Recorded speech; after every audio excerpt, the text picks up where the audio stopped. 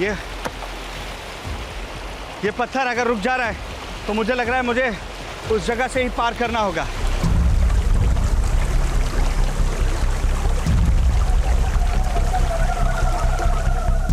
जंगल से भी ज्यादा उस कंदरा की पहेली उलझी थी। क्या वो चमक वाकई कवच कुंडल के अवशेष की थी या कोई अनदेखा अनजान खनिज पदार्थ था? वैसे भी छत्तीसगढ़ के जंगल अपने प्राकृतिक संसाधनों के लिए पूरी दुनिया में मशहूर हैं। तभी एक खतरे की आहट मिली।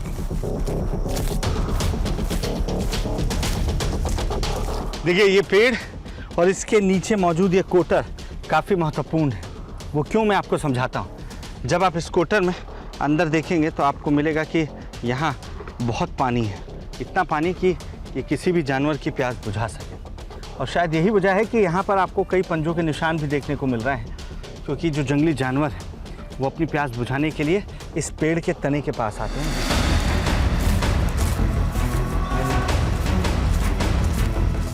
अगर गुफा में वो अद्भुत चमक कर्ण के कवच कुंडल की है तो इंद्र ने उसे वहां क्यों रखा? वो कौन सी वजह थी जिसकी वजह से देवराज उसे स्वर्ग नहीं ले जा पाए? इसके बारे में बताया जाता है। सूर्यपुत्र कर्ण से कवच कुंडल लेकर जब इंद्र देवता स्वर्ग जा रहे थे तब सूर्य भगवान ने अपनी चमक से स्वर्ग के द्वार को बंद कर दिया।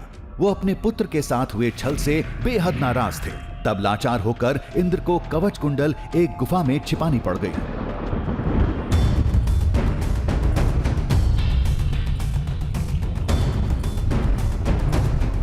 हमारी मंजिल वही कंदरा थी।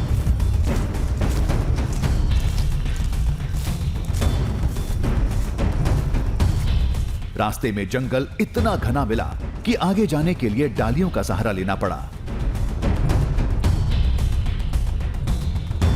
बस्तर की पहचान जल, जमीन और जंगल है, और हमारा जो अगला मुकाम है वहां तक पहुंचने के लिए इन्हीं तीनों से हमें दो चार होना पड़ रहा है। चाहे पानी हो, चाहे ये जंगल हो, या फिर जमीन पे भरी कठिनाइयां हो, उनसे दो चार होके ही आप उस जगह पर पहुंच सकते हैं जिसे लोग पूरा का पूरा सोने का पहाड़ बताते हैं, और उसके पीछे की वजह बताते हैं कर्ण का कवच कुंडल का वहां होना।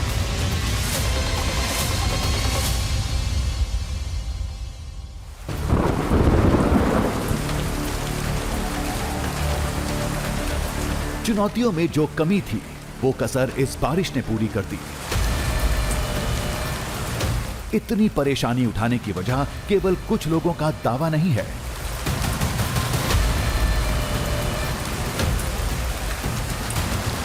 पुराणों का शोध बताता है इंद्र ने समुद्र किनारे किसी गुफा में कवच कुंडल छुपाया था। अब छत्तीसगढ़ में तो कोई समुद्र नहीं है, फिर हम यहां क्यों आए? इसका जवाब ध्यान से सुनिएगा। ये एक ऐसा तथ्य है जिसकी जानकारी आम लोगों को नहीं है। दरअसल बीजापुर में भी एक दोबे नाम की जगह है, जिसे स्टोन सिटी भी कहा जाता है। दरअसल वहाँ इतने पत्थर मिले हैं और ऐसे पत्थर मिले हैं जो इस ओर इशारा करते हैं कि ये इलाका कभी समुद्री इलाका रहा है। छत्तीसगढ़ के बीजापुर से सबसे नजदीक बंगाल की खाड़ी का समुद्र है जो 255 किलोमीटर दूर है।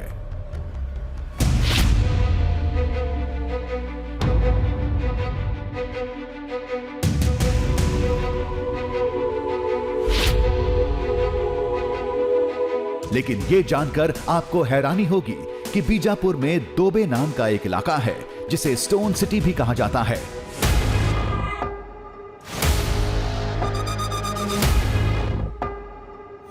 चट्टानों के इस अजब संसार में कुछ ऐसे पत्थर भी हैं जो सैकड़ों साल पहले कभी समुद्र में पाए जाते थे। यहां तक कि उन पर पानी के कटाव के निशान भी देखे जा सकते हैं। शायद जलवायु परिवर्तन या समुद्र के रास्ता बदलने की वजह से इस इलाके से समुद्र पूरी तरह गायब हो गया।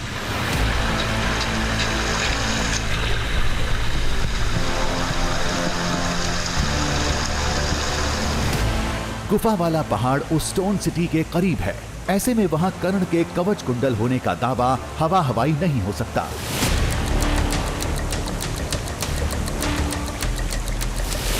बारिश की लुकाछिपी के बीच हम मंजिल की तरफ बढ़ते जा रहे थे।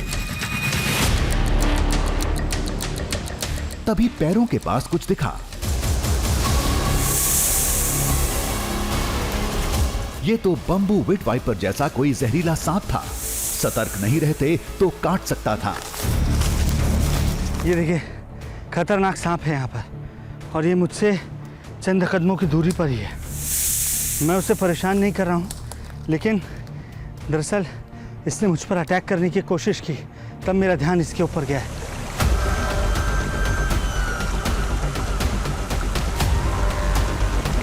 सांप से पीछा छुड़ाकर आगे बढ़े। तब हमने गौर किया, हम बहुत देर से पानी की धारा में चलते जा रहे हैं। लगता है ऊपर कोई बड़ा झरना है। हमारे लिए यह शुभ संकेत था।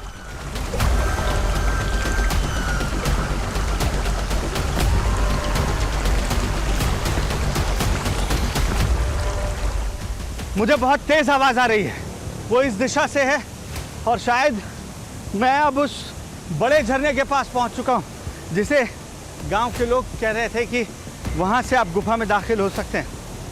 और उसकी आवाज़ इतनी तेज़ है कि वो यहाँ तक आसानी से सुनाई पड़ रही है। मुझे ऐसा लग रहा है कि ये पूरा रास्ता झरनों से भरा हुआ है। वाह, संभल कर आना।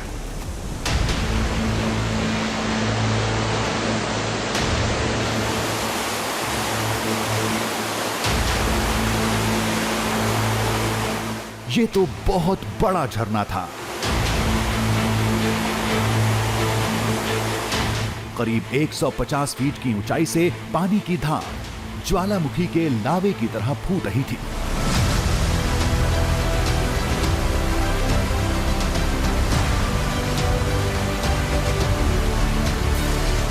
ये झरना ही हमारा रास्ता था। ये उसी पर्वत से बह रहा था जहां वो पौराणिक गुफा है।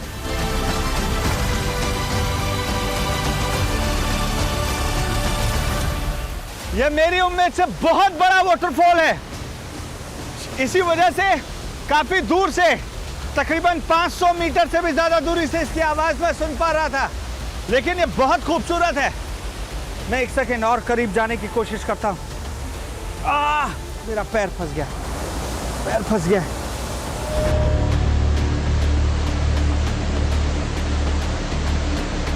गुफा के अंदर जाने का जो दूसरा रास्ता हमने अपनाया था, उसकी ये सबसे बड़ी चुनौती थी।